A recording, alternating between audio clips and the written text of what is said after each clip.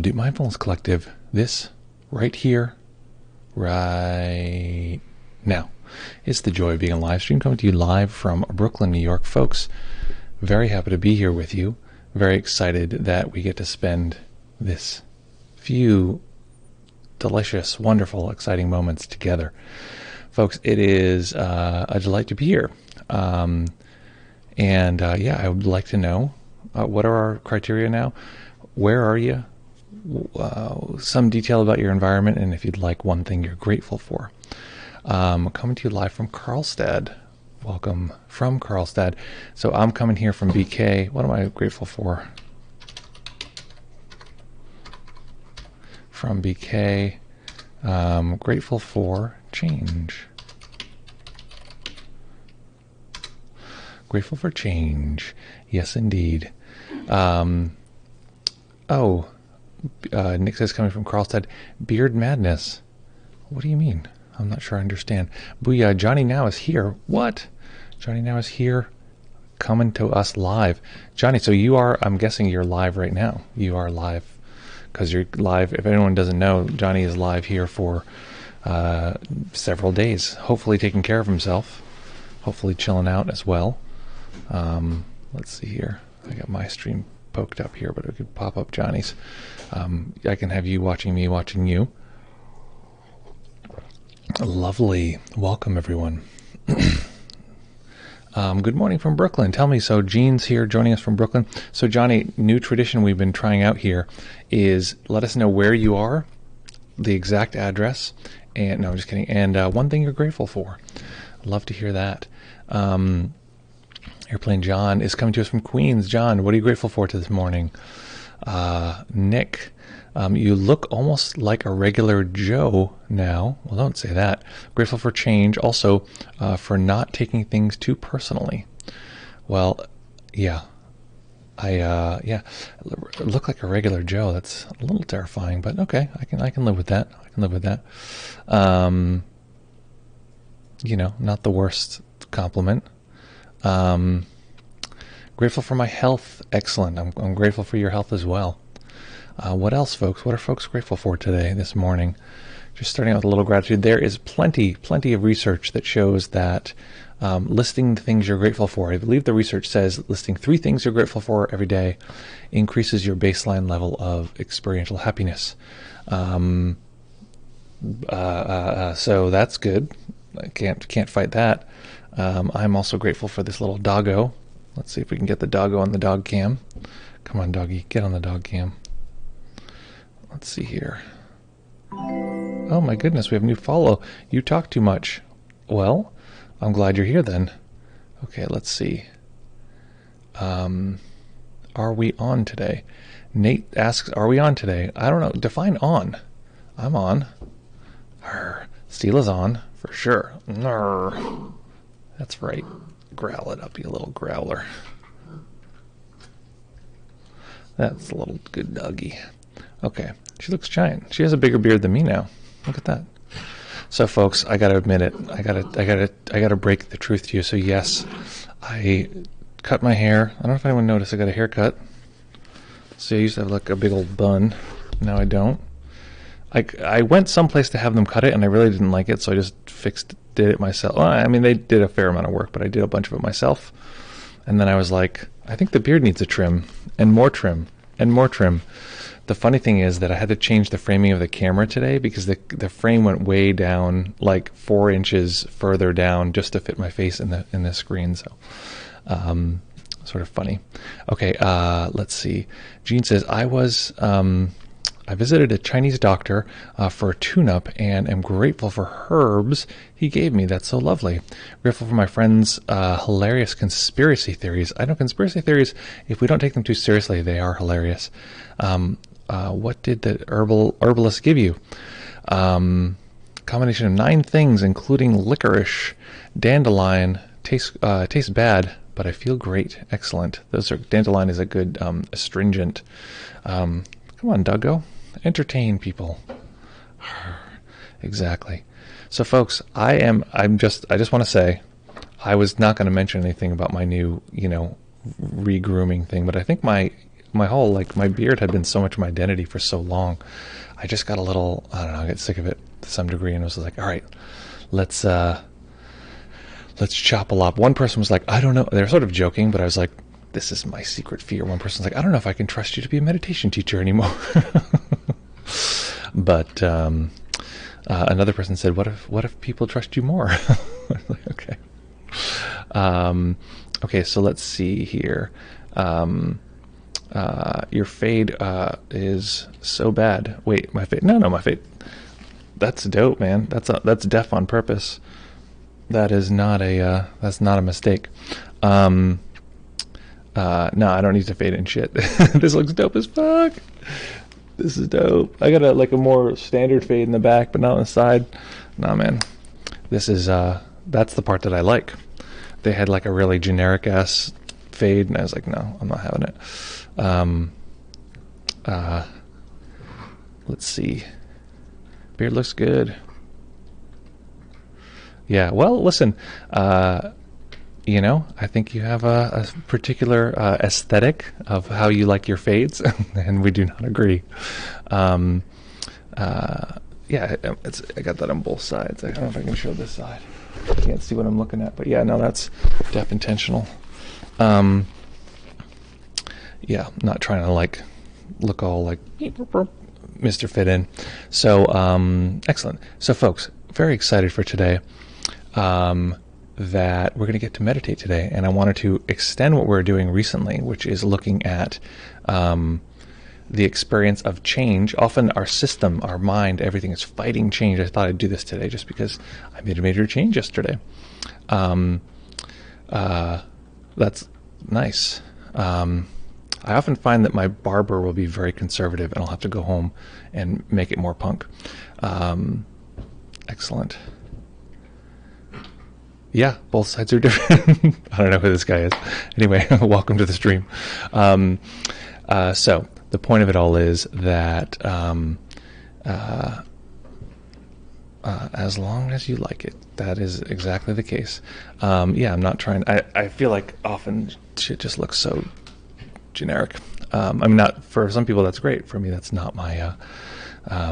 That's not my thing. So we're going to meditate today, and I wanted to extend this idea of how the system will fight change unconsciously. So there's a tendency for us. Our experience is constantly changing. One of the things we do as humans unconsciously is fight reality. There's a way in which we want something other than what is occurring. And once we get it, the system's like, no, just stay right here. We're going to pause. This is a nice configuration. I like how things are. I don't want anything else to come and change and fight in these different ways. So the point of it is that is that what we want to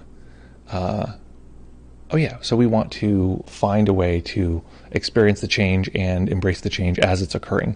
Now this makes sense in terms of our lives and these kind of things, but in terms of a meditation, it's very important to do that on an instant by instant level, because it's the same skill. We think like, oh, I can handle change. We're in a world right now that's got a lot of very weird changes going on. I'm sure a lot of people are experiencing this world in ways that are very unexpected, but in terms of the meditation, we actually want to be perceiving not only the change that's occurring instant by instant, but also noticing how the system keeps trying to grab on, wanting it to be the same. So if you were here last time we practiced, I think Friday, we're going to do something somewhat similar, and then we're going to go from there. So real quick, though, I want to check in with folks.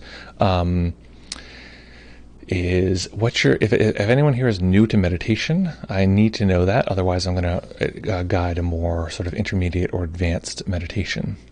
So what on earth does that look like? You weren't here. It's okay. You don't need to have been here Friday, but just so you know, it's going to be slightly similar in that way. Yeah. What are people's level? Is anyone here new to meditation?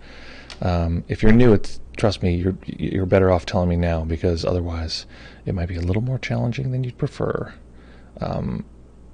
That is always helpful to know. So, and as folks gear up to tell me their level of meditation experience,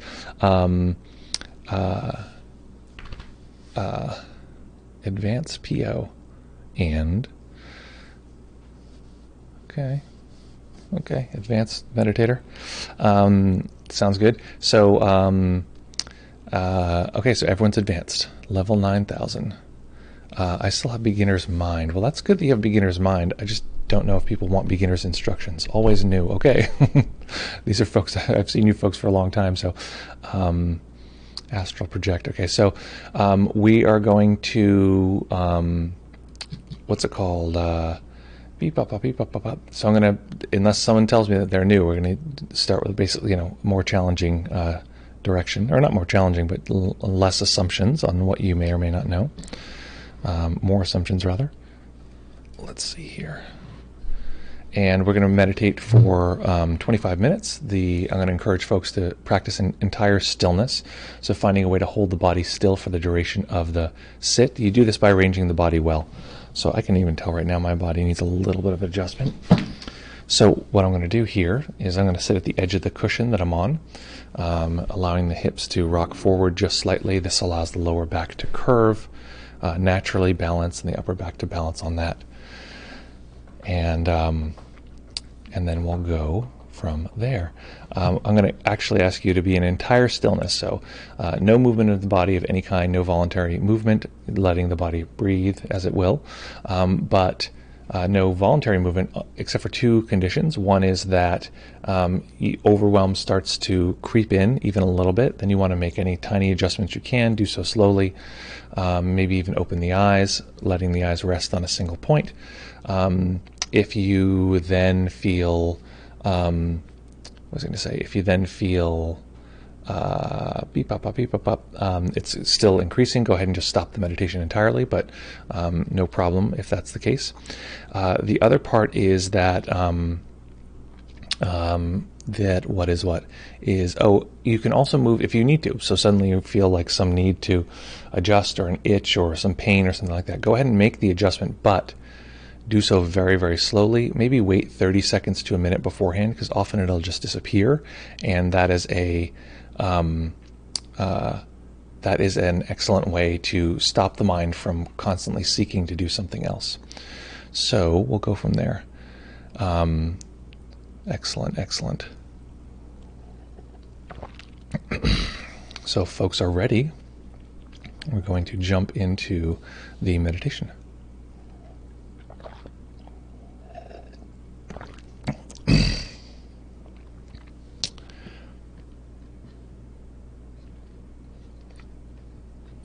Okay, and we will begin.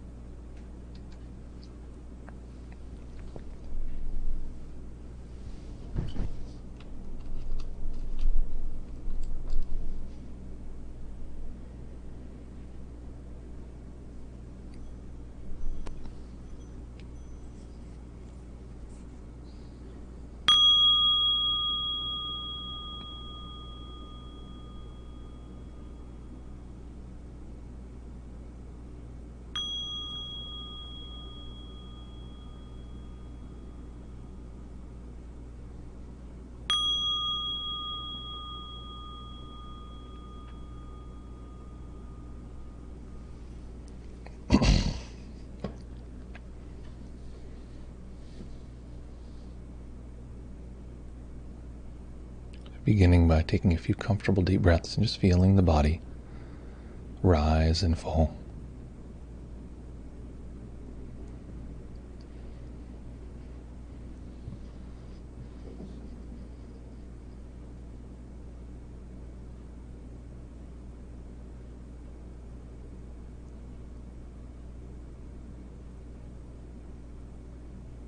As we feel the sensations of the body, just giving the mind this simple task: detect body sensations.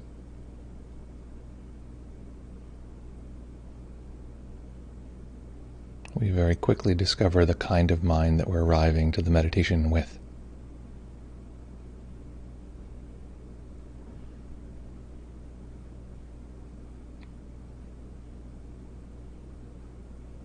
So if the mind is overly active, then we'll be distracted in the form of bouncing around quite a bit, being pulled from this or that sensation. If the mind is very sleepy or foggy, we'll notice a kind of dullness where it's difficult to come in contact with the sensations of the present moment.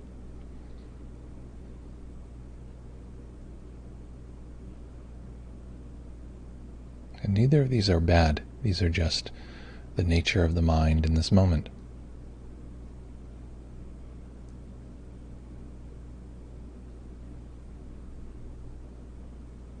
So instead of fighting the mind and trying to push away distraction, we're simply giving it an alternative, just coming back to the sensations of the body. Thoughts will arise. Distractions will arise. These are natural. Not a problem.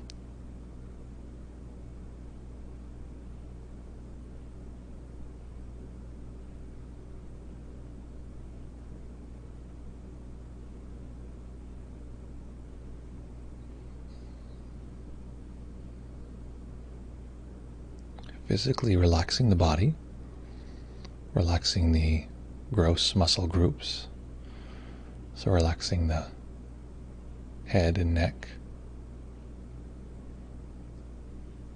and the shoulders, and the arms. The hands are used to gripping, so relaxing these deeply.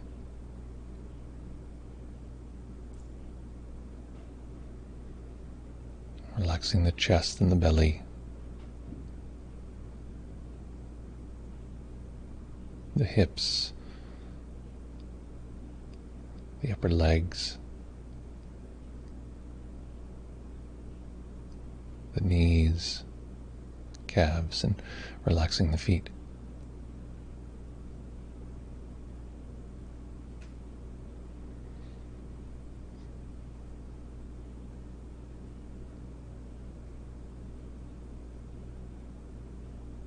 And now, physically relaxing more than we can physically feel. So this may seem strange, but the body holds microtensions, so relaxing all the way down to the level of the bone, the fascial tissue that connects the muscles and the bones.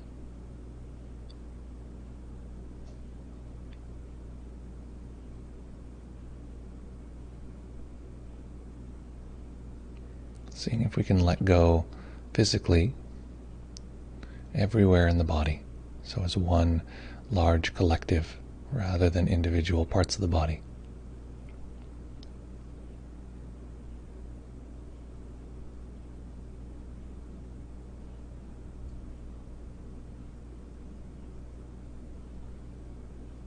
As though if we let go deeply enough, we could just toss the body aside. It would simply float away.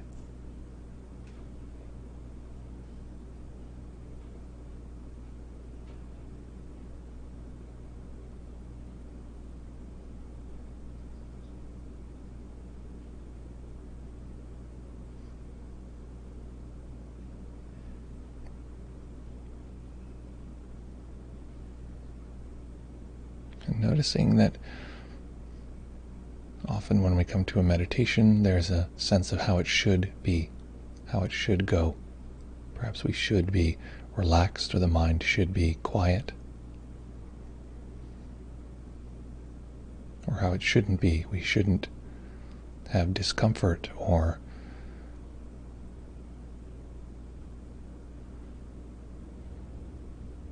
we shouldn't be pulled away or distracted. So just noticing if there's any preferencing in this moment.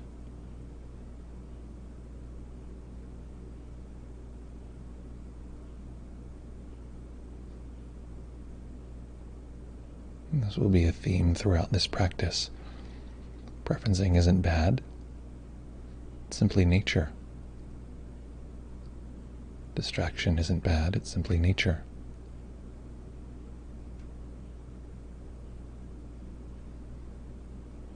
So including any thoughts or emotions that are arising in this moment, simply taking a snapshot. What is this current experience?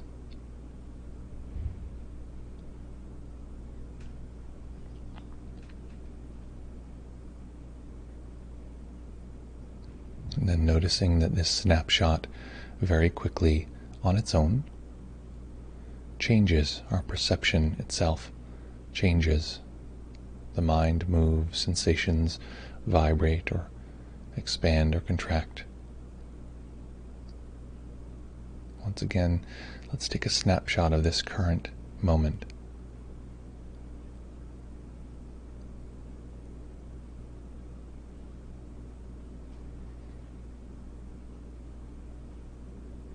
And often our mind is working to keep the world and our experience still, solid.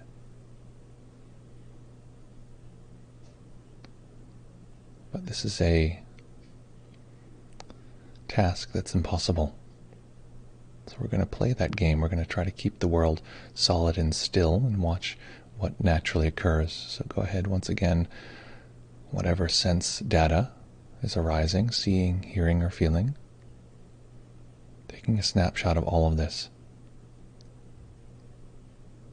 Freezing that snapshot, holding on and seeing if we can observe those details.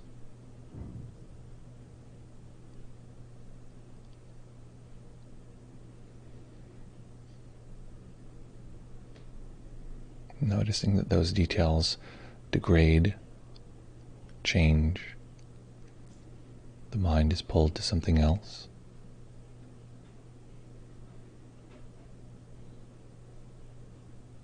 And start the process over, another freeze frame.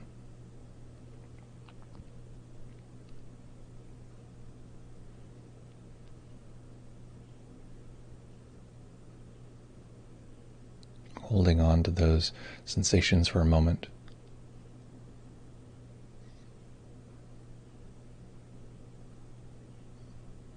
And watching what occurs.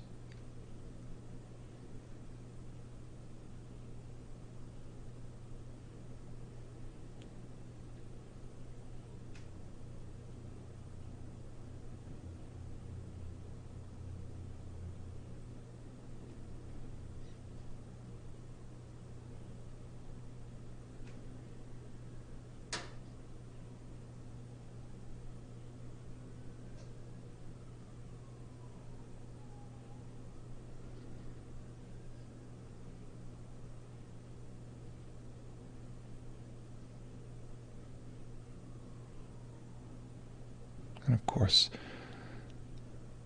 at times the mind will be distracted, so as soon as we recognize perhaps we've drifted away, again, making our freeze,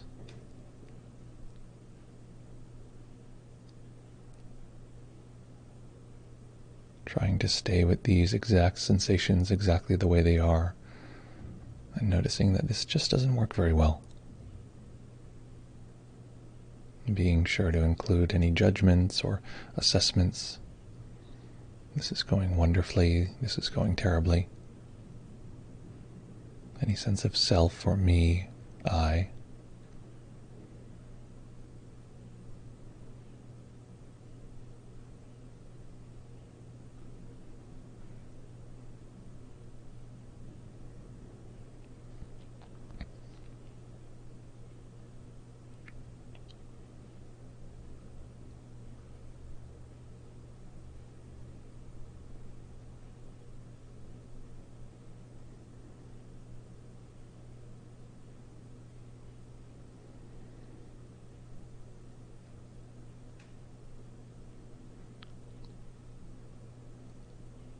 In this way, we're mirroring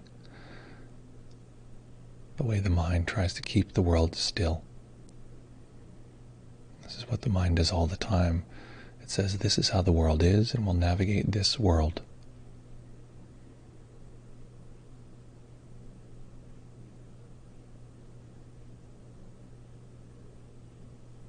It doesn't like the idea that the world never stops.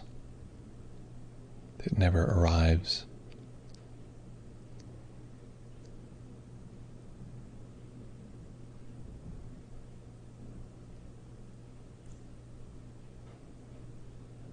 The mind likes a world made out of objects.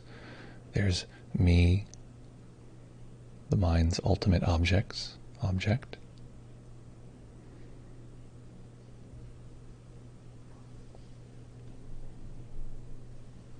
There's the experience of you, others, outsiders to the mind.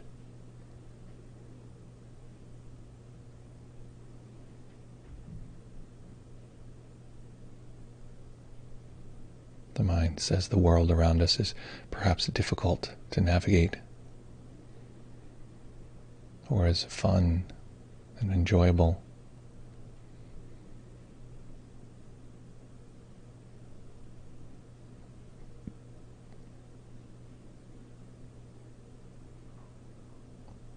The mind is always assessing and judging, liking and disliking. So letting go of our freeze frame approach. Let's transition here. Taking in a general sense of all sense data. A broad capture of all seeing, hearing, feeling. Mental imagery, mental audio, emotion. Effectively everything you can detect in this moment. And we're going to watch that as a process, as something that continuously unfolds.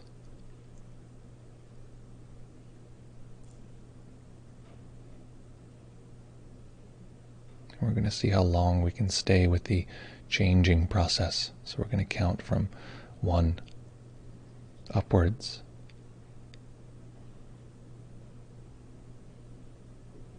Staying with the change, staying with the unfolding,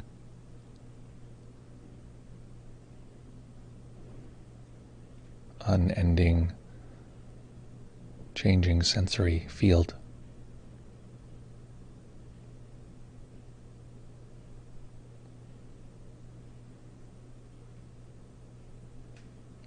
As soon as we detect our senses, we can start counting 1, 2,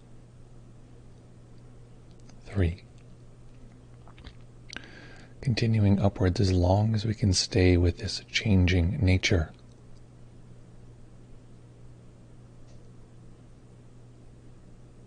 So the count is simply measuring how long the mind will stay, and at some point will likely drift off, and that's fine. Simply starting again at 1, seeing how long we can stay with the changing nature of our experience.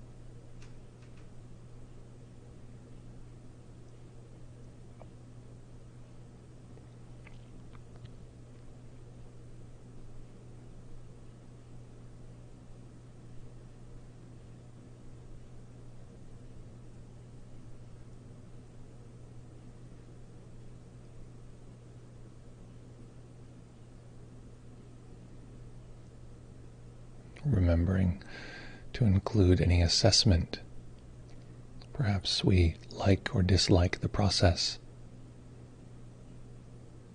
Perhaps we are happy that we're counting to a high number, or upset that we lost the count. If this is the case, we can simply start at any number. No big deal.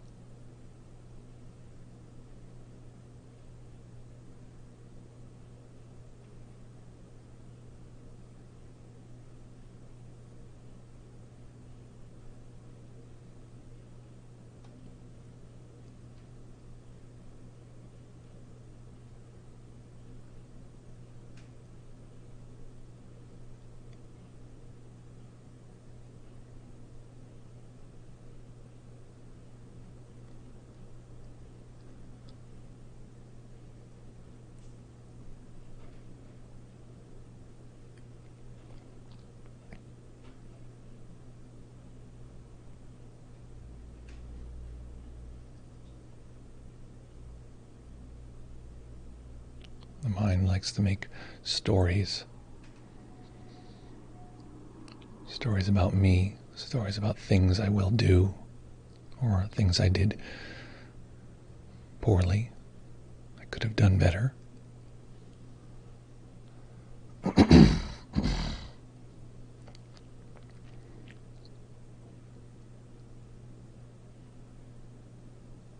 In this way, we're replacing that story with account.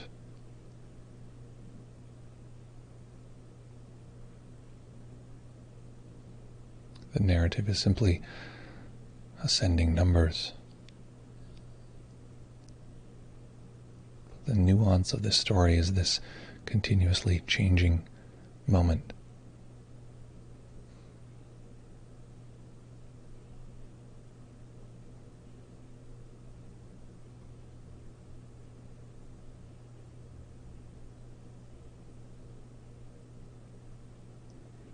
Remembering that whatever number we're on, this is the most important moment truly of our lives, because it's the only moment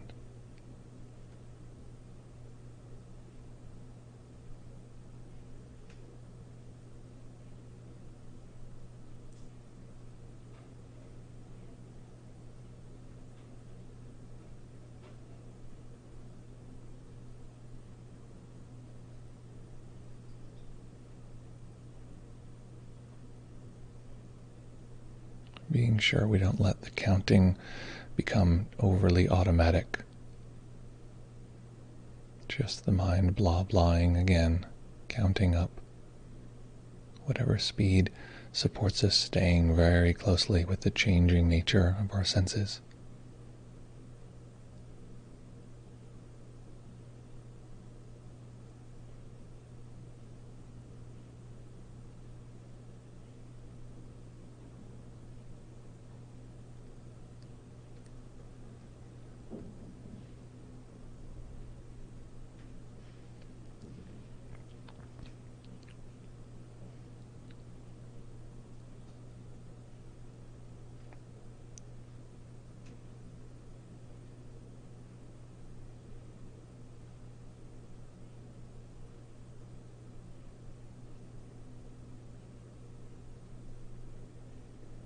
Noticing that whatever is occurring now, distraction, hearing the sound of my voice, being very tuned in, there's nothing in this moment that's outside of the meditation. Any thought can occur. Any distraction may be present. And this is simply part of the fabric of this moment. Nothing to fight against.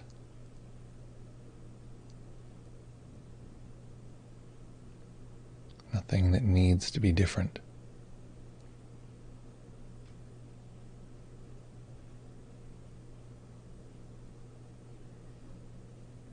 And even if some part of us needs something to be different, wants something else, craves, recognizing that this is natural too.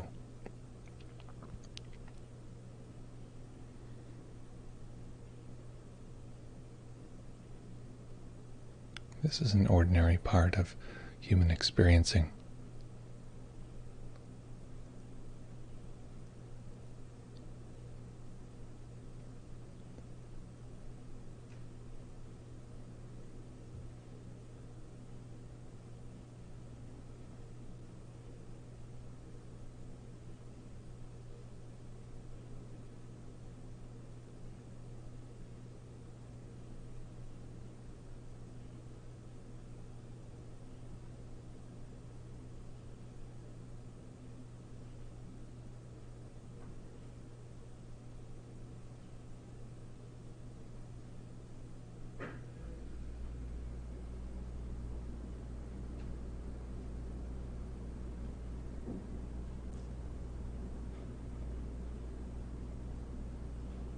And now letting go of any particular practice, any counting, any technique. And recognize that in this moment there's no need to be anyone. There's no need to do anything.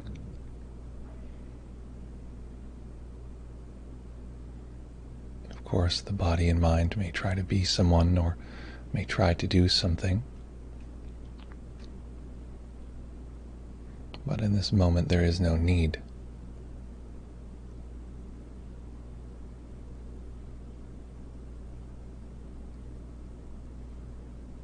And so much of our life is spent thinking that there's some need. We wake up and we need to engage in our day.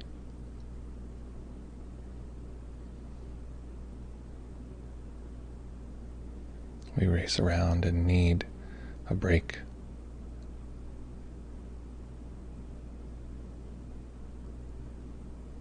We continue in this way and need to sleep.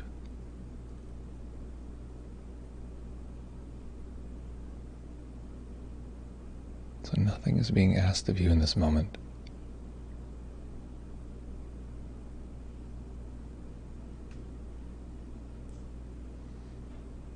You may feel this as a relief.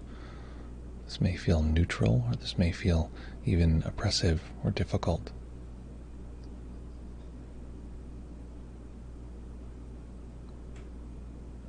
There's no need for any of these to be the right answer or be the wrong answer.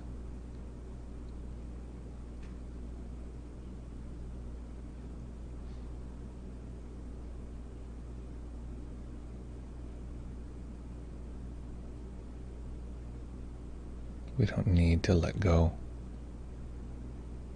We don't need to relax. We certainly don't need to meditate or be aware or concentrate.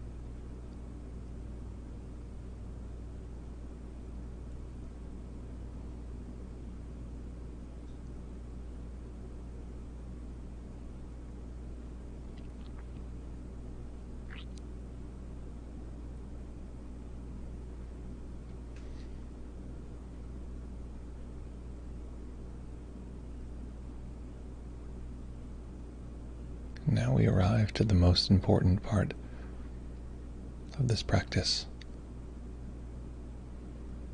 I'm going to say a few words, and I want you to see the reaction that occurs in the body and the mind.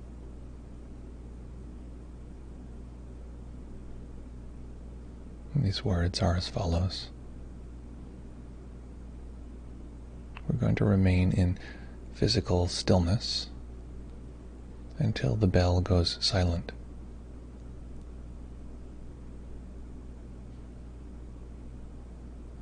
The meditation itself will not end, the formal part of the meditation, until the bell has been rung and has ceased to make sound.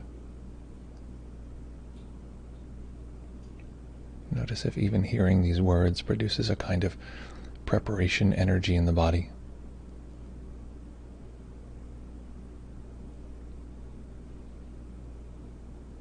Knowing that we don't need to listen to that momentum or that force. We don't need to ignore it. It's simply nature.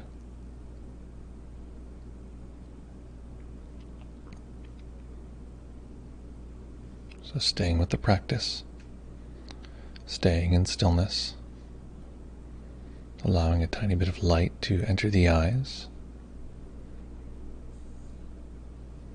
eventually allowing the eyes to rest on a single point that is not a screen, not text.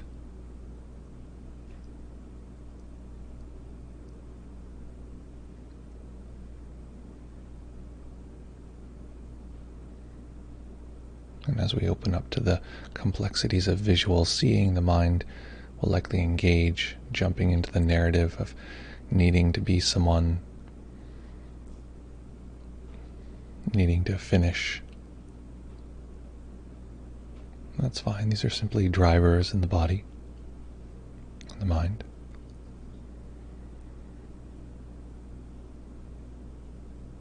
And as we allow these to exist along with all of the other sensations, letting this particular moment be the great teacher. It shows us how we might bring this practice into every aspect of our life.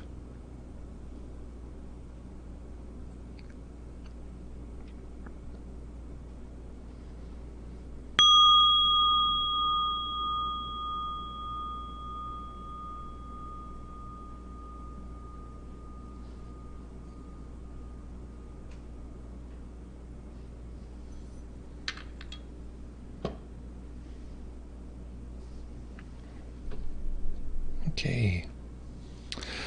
So making any adjustments, you need to allow the body to be comfortable.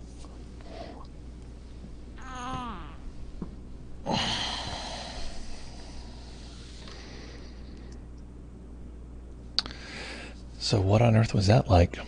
What happened and what do you like now? That was a fun ride for me. Curious what it was like for you. So if you're new to the channel, welcome. Lovely to have you here as always. This is the part of the meditation where we use our digital technology and we write down what that experience was like, what happened, and what the experience is like now. Each moment in our lives is made out of the momentum of all the previous moments. So in this moment, it's likely that we have some of the momentum from the meditation itself.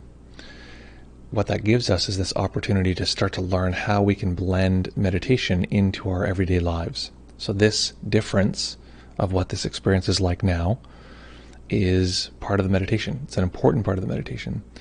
So if you can describe what that difference is in this moment, that's going to supercharge your practice to some degree. If you can describe what your experience was like experientially as you were meditating, what happened, what occurred along the way. Maybe if there was a moment of high clarity, maybe you drifted away and came back and then there was sort of an experience of clarity. Writing that down is going to compound that experience and burn it into the memory a little bit more deeply. And that's how meditation works. We do things 1,000 times and they get burned into our systemic memory. Oh, okay, it's time for Doggy Cam to come back on because it's so cute. Okay, where is Doggy Cam? Here it is. Look at the dog just sleeping. No, what a cutie. Okay. So folks, what was that experience like? What happened and what are you like now?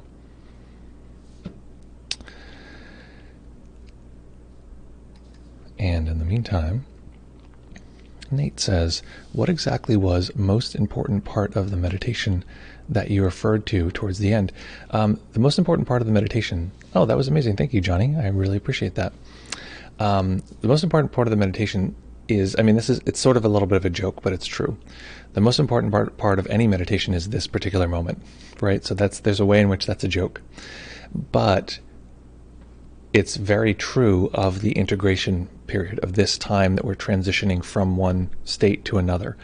Typically people treat meditation like a light switch or like a battery, and they just charge the battery and then throw it in their backpack and hope it doesn't drain by the end of the day or this kind of thing. But what people don't learn, because it's a more complex skill, is how to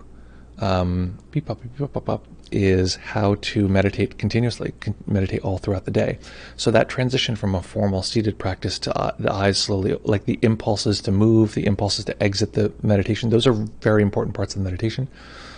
As we begin to integrate our seeing experience and our physical moving experience, that bridge between the formal meditation and this period, and this period included, is exactly how we learn to integrate meditation into our lives. If we just treat it like a switch and we flip the switch and we're done, it teaches the mind that's something from the past, and this present moment is we can just do whatever and don't really think about it. But if we can feel that momentum of the previous few moments, the momentum from the meditation, the difference between this particular moment and before, feeling that currently live, that helps the system, the body-mind, learn to bring meditation into the fiber of our experience. That is the most important moment. Okay, Johnny Nelson, that was amazing. Well, thank you, Johnny, as always. Did Nick gift you Nick is known for gifting people subscriptions, so that's very kind. let's see. I'm going to get computer to read to me because I like that. Is it possible for meditation in daily life to be equivalent to meditation in stillness, as deep or useful? 100%. 100%. So here's what I want to say, is that the Exalted asks, can meditation in life be as deep and useful as meditation in stillness? The answer is actually probably maybe even more useful because you have so many more hours than the cushion. Meditation is a numbers game. So if you spend 10 minutes a day meditating, which is great and it'll have a big effect on your life, well, what about the other 23 hours and 50 minutes? Well, you're sort of fighting against the momentum that you created in that 10 minutes. Luckily, conscious momentum is much more powerful than unconscious momentum. However, if we can play the numbers game and get more moments of consciousness into our day, it's going to compound our meditation. So one reason why meditation off the cushion is more important is because there's more of it. Right? You have a lot more hours, and if you can be conscious during your day, it's going to massively increase your practice. I want to move, but I don't want to disturb the doggo. Okay, I'm going to move. Leg's a little asleep. So that's one reason. The other thing is that if you think about it like I talked about this before, that we have our two sort of scales of experiencing. We have our baseline experience, and then we have depth experiences. So let's say you go on a silent meditation retreat, you're going to have a depth experience and then come back to a baseline, probably a different baseline. If you use a psychedelic substance, which I don't recommend necessarily, because I think people should be very careful, and I highly recommend doing it with a guide if that's possible. I think it's very, very different, but let's say you use a psychedelic experience, medicine, that's going to be a depth experience, and then you're going to come back to a baseline. But what happens is that these two things are always changing. They're always moving. So ideally, with meditation, you're training to move your baseline down further and further and further into depth. So I can tell you categorically, I remember, this is something like 15 or so years ago, just meditating and sort of, stumbling through and having a moment where it's like, wow, just an instant of like this connection that was like incredible, and is like, this must be what people talk about, like feeling connected to God or something like that. Like it was just like an instant, and it just felt so transformational. This sounds like BS, but I'm just going to say this as a cold fact. My experience in this particular moment is far deeper, far more psychedelic, far more intense experientially, far more rich experience, in terms of its impact on me than that moment was. So I had a baseline, I dropped to a depth experience, and I went back to my baseline, maybe a teeny tiny bit below. With mindfulness training, it slowly moves both of these things further and further and further down. So depth experiences are much deeper, and our baseline, which is the real measure of our practice, goes deeper and deeper. So not only is meditating in life sometimes even more important than meditating on the cushion, meditating in life is like, that's when the real weight is on the barbell. That's when we're really testing our practice, and we want to know what is our meditation like in that moment. That's really, in a way, is the best measure, not like what is our most deep meditation. And also, last thing I'll say is that it's just a different posture. Sitting still is just a different posture. Walking around, just a different posture. Talking to someone else, it's just a different posture. And so we want to respect that every posture is possible to meditate in. We want to train ourselves to meditate in all these different postures. And that's how we really sort of propel our practice. That's how we really advance practice in that way. So hopefully that is fun and interesting. Let's see here. Denny, also known as Black Skulls Merton, says, oops, wrong button. Denny says, hey guys, sorry I couldn't join this sitting. My work meeting ran over. Well, listen, we forgive you. Do we forgive you? Yeah, we forgive you. So glad you're here. That's the most important part. Nick, our good friend Nick, says, started out with a very hectic mind, managed to keep perfectly still the entire time, thoughts were still all over the place. At the end, all the sensations of the body was like a jumbled mess all over the place though. That's okay. That's how it is sometimes. Nick then says, by the way, what do you mean by organizing principle? Something like me equals center, world revolves around it, that's one way of organizing, opposed to what? Spontaneous arising without a center. Okay, I need clarity there, Nick, because I sort of understand what you're saying. So the first thing you reported was just, it sounds like good sensory clarity, or jumbled, and then by the end it just felt like a sort of swirl of sensations. Those are two experiences that people can have, neither of which are out of the ordinary or bad, but that's great that you have the clarity. By the way, what do you mean organizing principle? I don't remember the context that I mentioned that in. Something like me, my. So the idea of I, me is an organizing principle. It's a central organizing principle that the mind uses. It is a hologram. It is not a real thing in the way that, this is a real thing. But even real things, we've explored this before, are very, subject to, the mind creating them. They're being constantly created and decreated by the mind. So organizing principles are the way that the mind kind of organizes the world. I think what you're referring to is in the meditation when I was talking about how the mind will separate and divide up the world. And there's me inside, there's you outside. And I either have to navigate those or I have to fight between you and me. And it creates all these like things that are in opposition to each other, or things that like I need to connect, whatever. But it's helpful to know that those divisions are just sense data. There's nothing about the experience of me, self, identity, etc., that is categorically different than a sound experientially. It is just a sensation, but we take it very seriously. We're like, well, it's me, and you took my cup, and that's mine, and it belonged to this object, and that object is my object, and it just gets into this whole thing, and we're like, it's us versus the world, and a lot of our suffering comes from this type of fight, this type of opposition, and it doesn't need to be. So hopefully that clarifies. Let me know. I'm sure you're going to write something below, but I want to get to other comments, so we'll come back to this if you're going to reply below. Jean says, sometimes you say things at comically appropriate times. I found myself judging how well things were going, and moments later you mentioned that might be a thing. It felt good to be reminded I don't have to do anything or be anyone, etc. Also, the last comments at the beginning about trying to relax away even the last micro tensions was very useful. I was able to drop a lot of extra tension even though I thought I had already relaxed into position. That's great. Yeah, and just the microtension thing, we don't think that we're like tightening our shoulders all day. We're like, oh, I'm tightening. So obviously, and then we'll have stiff shoulders. Obviously, when that happens, we're tightening at a level that we can't feel, because if we could feel it, we'd probably stop. I've had times where I'm hooked up to not fMRI machines. What am I talking about? EKG machines for doing neurofeedback therapy. I did if somebody wouldn't mind doing this, to look on our YouTube, and let's see, I'll do links. It's the first one, and it's the one playing the video game with my mind. If you have the link for that, that would be great, because this is what I'm talking about. So I'm hooked up to a machine. You're playing a video game with your mind, no hands, no anything, and you're not even actually doing anything. You just watch this thing, and sometimes it moves, sometimes it doesn't, and it's training the brain. It's very interesting. So I'm hooked up to this thing, and the guy says, okay, relax your body, relax, cool, and he's like, you're holding some tension in your jaw or something like that. And I'm sitting there thinking, I'm a professional relaxer. Thank you very much. Like, this is my full-time thing, is I relax. That's maybe you could describe my job that way. I'm pretty sure there's no tension in my jaw, but I'm like, okay, I'll just keep relaxing even though I don't feel anything. I've fully relaxed my jaw. And he's like, oh, that's good. It's getting better. That's better. Oh, that's great. Okay, good.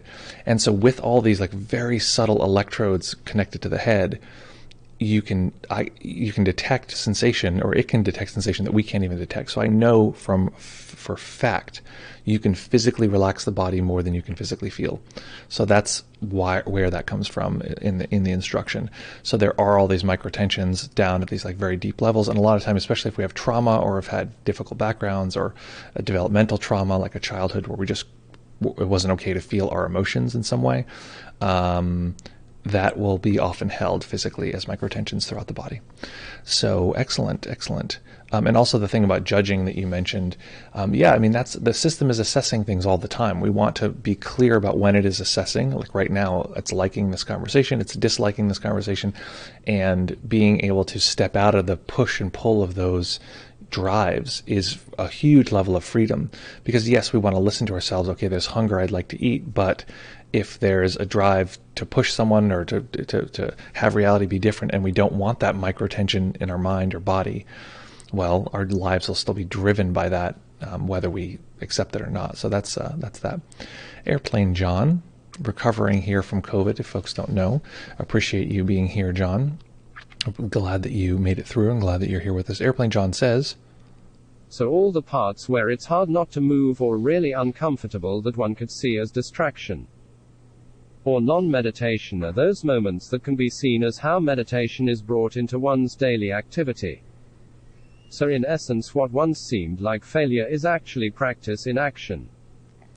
Yeah, so basically whatever we're doing, so I was a little confused by the grammar, but I'm going to work with it.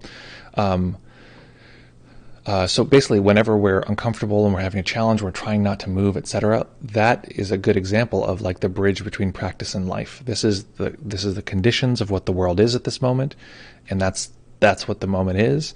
And our ability to be with whatever that is the same skill set as we're in a relationship with somebody and they are, super mad at us and yelling at us or whatever, and we're having a hard time, like to be with what's actually occurring internally and externally. It's the same set of skills, and those are the same skills that those are required in order to have good relationships, is to be able to manage whatever is happening in a way that isn't just reactive. So that's great. Yes, exactly. What seems like a failure is actually success here. So new random dude 42. Welcome. I don't think we've met before. Welcome to the stream. Nice to have you here.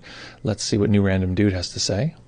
Thank you for the guided meditation. I joined at the end. Was very tranquil. I already have meditated today, so I got into a calm state relatively fast. Great. I think your channel is a good contribution to the Twitch scene. Again, thank you. Oh, that's very kind. Well, thank you so much. I think your comment is a great contribution to our channel. So thank you so much for being here, as always. Lovely, lovely as always. Okay, so Denny here, also known as Black Skulls Merton. I feel like I have to translate because I know people's names. So Black Skulls Merton says, I will send a brief report from my sitting earlier this morning. I'm currently working on moving from a concentration practice to an insight practice. Been having some challenges in calmly managing the transition. Additionally, how do you know if a state of concentration is deep enough to effectively transition to insight? Okay, so, well, you say additionally, is there a, okay, been having some challenge in calmly managing the transition. Okay, so I'll answer, I think both questions are the same question. How do you know if you have enough concentration to transition into insight? Okay, so if people don't know what this is, what we're talking about here, there are these different forms of meditation. They're actually all linked, but sometimes people will separate them out. You could say 3 kinds of meditation, a samadhi or concentration practice where we're just settling and balancing the mind. It's often, a lot of meditation is this, but there's a lot more to meditation. So very simple meditation, watch the breath. When you get pulled away, come back to the breath. Very simple, just settling the mind. Then there's insight, which is what we're doing today, which is anytime you're investigating the fabric of your experience in the present moment, that is insight practice. It's an investigation. So right now, if you look around for anything in your environment that is red in color, right? Okay, yeah, find some things that are red, or pick another color if there's no red, right? That's what red things are. So that's sort of like insight. You looked for something, right? The looking for is insight. Now let's soak in for a minute. What is the experience of red? So pick something and really soak into it. What is the experience of that? What is happening? Now you don't have to understand it, but you want to experience it directly. And that's basically, you're now doing insight. It might seem like a very small thing, but just investigating what's actually occurring rather than what we think is occurring. Well, I know what red is. I know it's just like this, but what's my experience now in this particular moment? Okay, well, that's interesting. There's like whatever is happening. Insight is the investigation. So if we're transitioning from a concentration practice to an insight practice, the only difference is we are just suddenly more curious. What is this built out of? What is this experience? If we're concentrating on breath, the tip of the nose, we start to say, and this is why they're very merged. You start to say like, okay, is that the sensation I'm feeling? Where's the edge of this? What's the sort of formation? Is it temperature I'm detecting?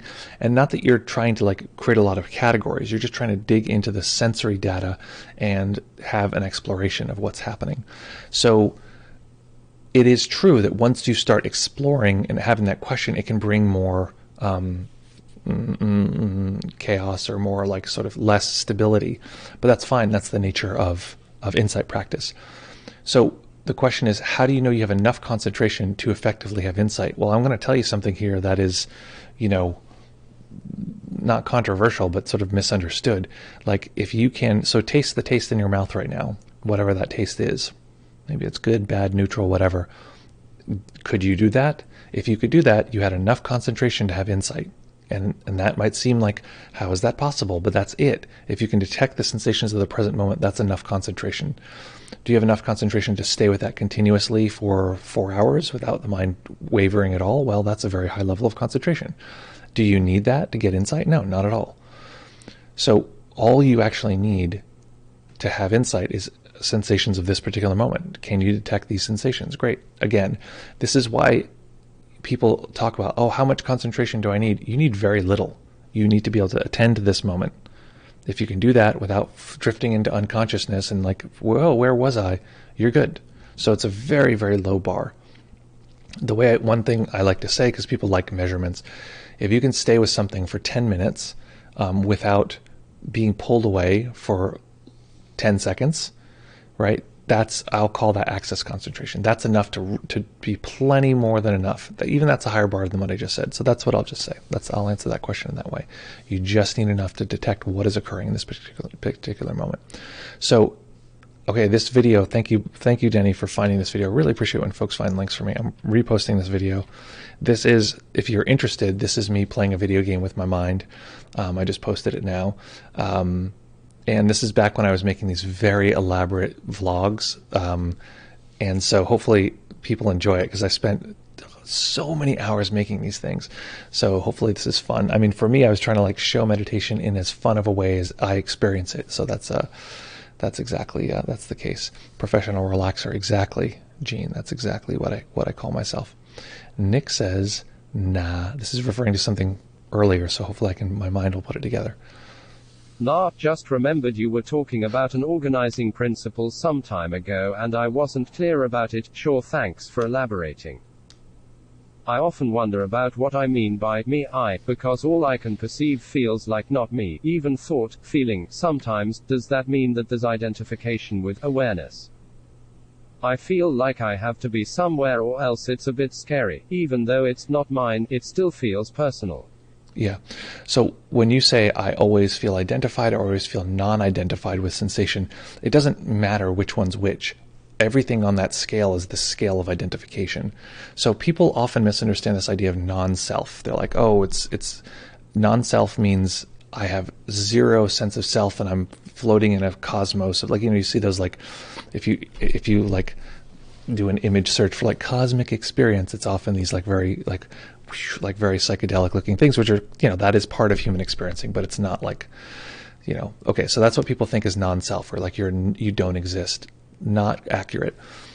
Self and non-self are just on a spectrum. So if in New York, you walk between the cars sometimes in the subway, and if you basically open one door, it closes, you go to the next car, you open the next, you're like between trains, like bopping around, you open the next car and you go in.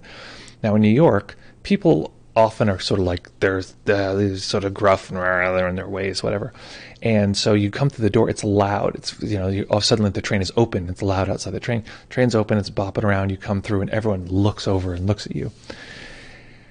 If you're not from New York, that can be a very like I was walking through with my sister once, and she was like, oh my God, I don't want to do that again. Everyone's like looking at us. It's like, they just looked because the train is quiet and the train is loud, and then and they all have that stoic look on their face because they're from New York. No one cares. Like, it's just like a normal thing that happens all the time. So in that moment, for her, self became more dense, more experientially hard. This is me. The sense of, self-consciousness, self gets very stiff. For me, it was less intense because I lived here and it wasn't that big of a deal. I was just used to it. So self was less solid, right? Or if you're drifting off to sleep and you're sort of half there and half not, your body's kind of dissolving a little bit. The experience of self is very diffuse. If you're in pure unconscious sleep, you only know that you're in unconscious sleep because you sort of reconfigure when you start to wake up, right? In that moment, self was just gone. So that's the spectrum of self, but typically we only see self when it is, how do I talk about this? We only see self when we look. So this is the child in the mirror metaphor that I use all the time. A child sees a mirror, looks in it, waves, sees movement, leaves, come back, waves, sees movement. and comes to the natural conclusion after doing this a few times that there is a child that lives inside the mirror that says hi whenever they come and say hello. This is how we experience the self. So another example that I like to use is I like playing VR. Any video game, VR in particular, it's good because it mimics our human perceiving. It renders what's in front of us only. If it tried to render the entire world, it would just run out of computing power. So it just renders what's right in front of us, and if we move quickly enough, we can see the edge of that. Self is like that. Anytime we look at the self, it renders. It's stiff. It's, oh, there it is, right there inside. It's me. And then we, look at some object, and we, zoom in. I have a dog to him, like, wow, like just zoom into this, really seeing the color. This is my red object, by the way. Really seeing the color and the shape and really analyzing it, like looking very, very deeply at the light and the etc. And in that moment, self is going to reduce in intensity. And then we check back, oh, self is still there, and it's the little kid in the mirror. It's the video game rendering itself. So what we're doing in meditation is we're essentially using our peripheral, expanding our awareness to detect when self is more or less intense. If we can do that, all of the troubles that come with having a self, all the fighting and the Strom and Drang of existing suddenly become sort of weird. It's like, why am I fighting to protect this self? It's literally just a sensation that comes or goes. We can also notice it when we put things and we attach our self to objects. This is mine. If I drop this, I'm like, oh, it like hurts me. I'm like, oh, this is my object. And the mind is like zooming out and putting self onto objects. Someone else's phone falls and cracks. I'm like, ooh, that's not good. Maybe I feel a little like empathetic connection, but it's not mine, so it doesn't really matter to me. Noticing that intensity of self, not just once, not twice, but thousands of times, helps break down this structure of selfing and world. Okay, Exalted now says, our friend Exalted says, thank you for the in-depth response. I think my progress in practice has largely been due to practice daily life, and it's definitely noticeable. Although sometimes I wish I could turn it off, since this means the difficulties will also follow me into daily life. Yeah, and we've been talking, Exalted, about the difficulties of meditation. This is really true, that meditation isn't always just pleasant. Meditation can be very challenging. Meditation can bring that kind of liquidity of experiencing into all of our life. And I'll joke sometimes, like, this is all fun and games, but try like bringing your kids to soccer and you don't exist. It's like, that is a reality. You can experience yourself as not existing in the way that you thought you did, and then have to navigate the world. Well, it's a weird transition, but it's totally doable, and it's actually fine. And in fact, it gives us a lot of flexibility, because like, if I don't have to exist, there's a freedom there. But imagine living in a world where the system, the body mind, felt I had to exist. I have to exist all the time, and I have to, and people like this, right? They're like sort of like always like, like things have to be this way and it has to be this, and you need to be like this, and why didn't you call? And they have this thing of like this deep need to exist and this deep need for things to be a certain way. And it's the mind and the emotions needing the world to be constructed in a certain way. And we all have this to some degree. So, Nick says, thanks for today. Have to get home now. Catch you later on the replay. Oh, and it's Friday, my dudes and dudettes. It's Friday, my dudes. Exactly. Airplane John says, sorry about the grammar, but had confidence you would translate. Well, excellent. I'm glad that worked out. Let's see. Denny, our good friend, Black Skulls. To add another question, how do you know when an insight practice is falling into distraction? Well, what I would say is that how do you know when an insight practice is falling into distraction? So what I would say is you're either conscious or unconscious, and that's it. If you're unconscious, you don't even know you're unconscious. You're gone, right? You can detect slight unconsciousness, which if you're familiar with the concentration practice or etc., that's slight unconsciousness, is dullness. But if you can detect your experience, you're conscious, and that's it. So if you can detect yourself pulling towards distraction, great. If you can detect yourself coming back from distraction, great. But any consciousness, you're good. You just want to then observe what is the fiber of this experience of consciousness. And as you get better and better at these different pieces, okay, now I can detect. First, only thing I can detect when I'm meditating is my breath. Now I can observe sound. Oh, wow, sound is an experience that is you can meditate on. What about seeing? Oh, I can meditate on the experience of seeing. Right? Each one of these has like endless depth that we could fall into, but you can also add categories. What about mental audio? Oh, I can hear my mind talking or my mind be quiet. Great, nice clarity. I can tell my mind is producing imagery, so you can do this at any time. Right now, even without moving, you can tell where other rooms are in your home, right? You can tell where, you can have a sense that there's a world behind you. Okay, so if you can really start to detect that, you have better sensory clarity, etc. So the moment is still the same sort of, I don't know, like or it's not the same constellation. It's the same sort of, it's still data, it's still sense data, but the details become more and more and more and more rich, and we can detect them easier and easier, faster and faster. So our experience of the present moment just multiplies in its complexity and richness and beauty until we can fall in love with the present moment, and it is a lovely experience to have, I will tell you that much. And then, wait, is there some other part to my answer there? Beep, pop, beep, pop, is distraction. So yeah, just basically stay with whatever's happening, and you know that you're attending. Just stay with whatever's happening, then you know you're good. Okay, our friend Exalted says, why is ego death during psychedelics not the same as awakening in meditation? Well, or is it? That's a good question. Is ego death in psychedelic experiences the same as ego death, or let's say, continuity of ego destruction, right? That's what we're really talking about. Is ego is continuous. It feels continuous. As soon as we wake up, the ego comes online, and it's like, I'm always here. I'm always here.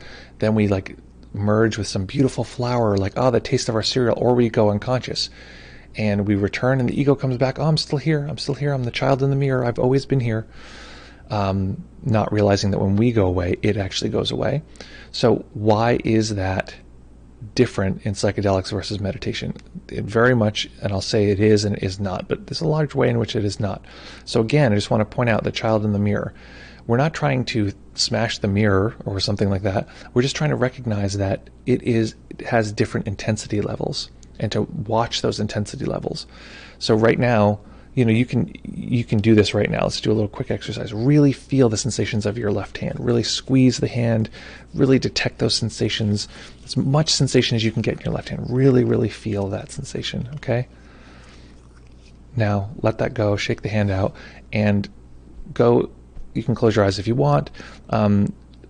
Detect sort of in your body this sort of area where self is, roughly. Okay, self is kind of here. This is where me is, the observer. Sometimes we experience it as behind the eyes. Sometimes it's in the chest, depending on if we have a kind of mental or emotional idea of self. So that's me, that's self. Okay, in those two experiences right now, your sense memory is still short enough that you can just apply to your sense experience rather than your memory. Which one of those had a more intense, dense experience of self? The sensations of the hand or this? Well, kind of probably pretty clearly the sensations of selfing. Now what the mind will do is it'll project and say, no, there's just as much self there. It'll sort of like throw the self onto it. But I didn't experience that. I experienced a lot of hand sensation, not a lot of self sensation. But the ego sort of throws itself on top of every experience and says, I was there, when it very much often was not. So then getting now to psychedelics, that's the range. We just want to start to notice that there is a difference, a fluctuating experience of selfing. Why is it different in psychedelics? It is not. It is not different. When I talked about the spectrum of experiencing, our baseline experience and then our depth experience, the difference is that with meditation, we train the mind to go down. We physically, it's like what are they called? Synthesizers that are analog. It's not a computer making up a sound. It is literally a physical sine wave, physical electric sine wave, and the electrons are being manipulated physically, and that's what makes all those cool electronic sounds. If you haven't looked up what is it called, analog synthesizers, look them up. They're very cool, and people make some really amazing music with it. You've probably heard a lot of the music, but it's cool that it's actual just electrons being pushed around. So we're actually manipulating or shaping the experience of the mind bit by bit by bit by bit by bit by bit, and we're training the system. So when it arrives at these depth experiences, it knows how to do that. It is a skill. I mean, it's the equivalent of, like, imagine there was like a robot suit that you could put on top of you and like go and play in a baseball game, and you sit in a baseball game and you're crack and you do a home run. You're like, that's amazing. Well, what's the difference between that and learning how to hit a home run? Well, are they different? Well, no, you did it, and your body actually might remember that physical movement. It might remember how much force you have to use. It might, but it might not. So you still have the experience. You still have all the things that need to be there are in place. So with psychedelics, it shows you the depth, the possibility. It might even give you a sense of a North Star. This is a direction you could go. And it's not like a 1-to-1 ratio, psychedelics and awakening, but there are a lot of parallels.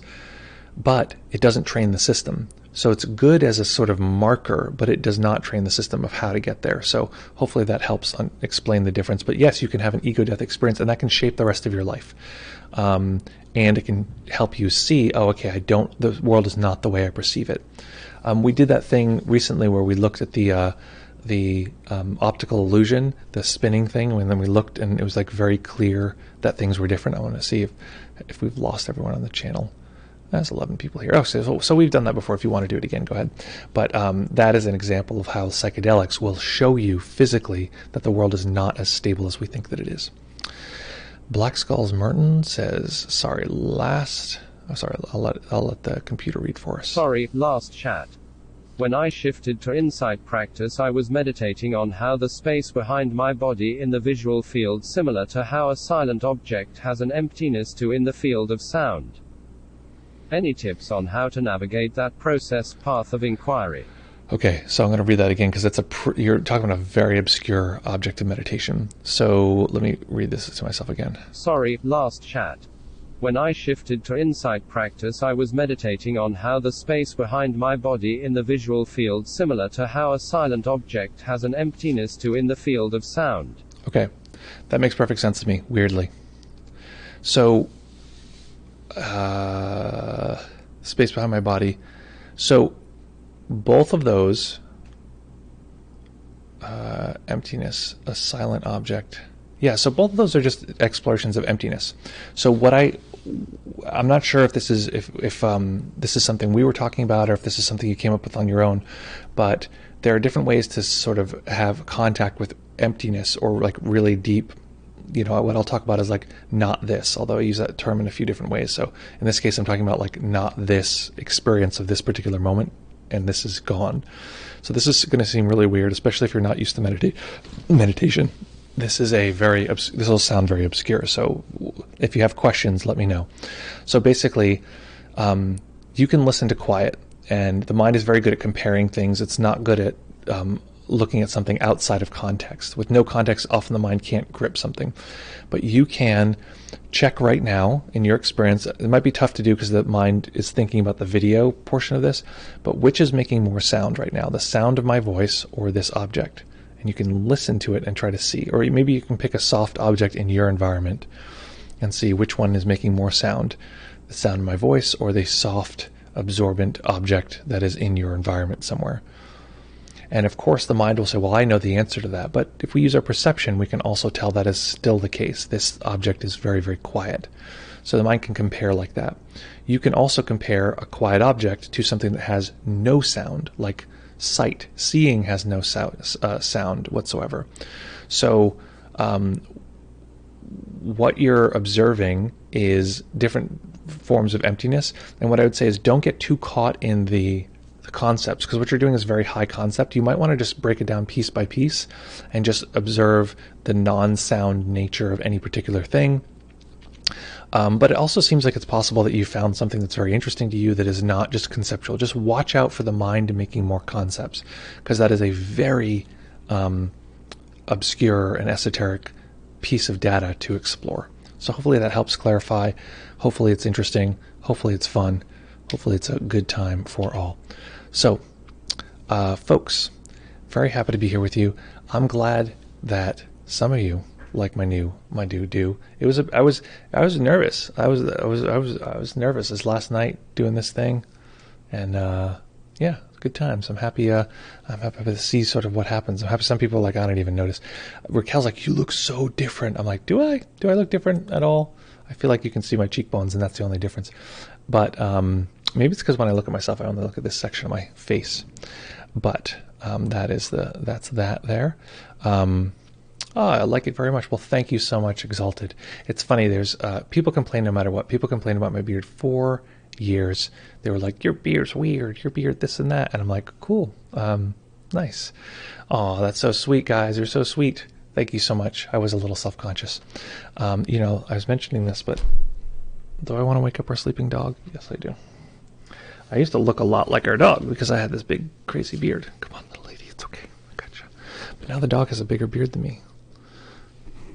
Hello, little lady. Do you want to say anything to the people? Come on. Tell us the secret. What's the secret to the universe? I know that you know.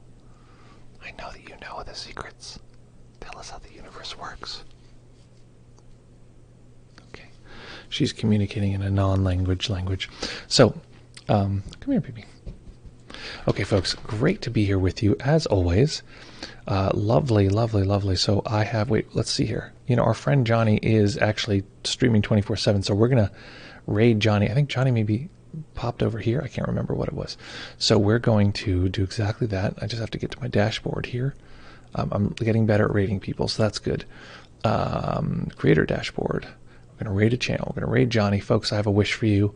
My wish is that in this particular moment, that you are, you know, we've raided our friend Check Me Out before, and every time we do, it's a rerun. And I'm like, hey, what's up? We raided you. And they're like, you know, so I'm a little more resistant to that. So, beep, beep, beep, beep, beep, beep. Johnny Now. We're going to raid Johnny. And Johnny Now, I think, is maybe in a conversation with someone. So let's see how this works. Or maybe he's playing a rerun. I don't know. Okay, let's, actually, should I double check before? Because he might be just not even be there. How does this work?